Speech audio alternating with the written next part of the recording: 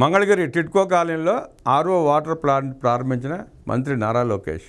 మంగళగిరి పట్టణం టిడ్కో కాలనీలో దివిస్ ల్యాబొరేటరీ సంస్థ సహకారంతో ఏర్పాటు చేసిన ఆర్ఓ మినరల్ వాటర్ ప్లాంట్ను మంత్రి నారా లోకేష్ ప్రారంభించారు. ముందుగా టిడ్కో కాలనీకి చేరుకున్న మంత్రి లోకేష్కు స్థానిక ప్రజానీకం కూటమి నేతలు ఘనస్వాగతం పలికారు. మహిళలు హారతి ఇచ్చి మంత్రి లోకేష్కు స్వాగతం పలికారు. అనంతరం రిబ్బన్ కట్ చేసి 1000 లీటర్ల సామర్థ్యం గల ఆర్ఓ మినరల్ వాటర్ ప్లాంట్ను మంత్రి లాంఛనంగా ప్రారంభించారు. ప్లాంట్ మొత్తం కలియ తిరిగి దివిస్ ప్రతినిధులను వివరాలు అడిగి తెలుసుకున్నారు. అనంతరం వాటర్ క్యాన్ను మంచినీటితో నింపి మహిళలకు అందజేశారు. ఈ కార్యక్రమంలో దివిస్ సంస్థ సిఎస్ఆర్ హెడ్ జి నగేష్, కూటమి నేతలు పాల్గొన్నారు.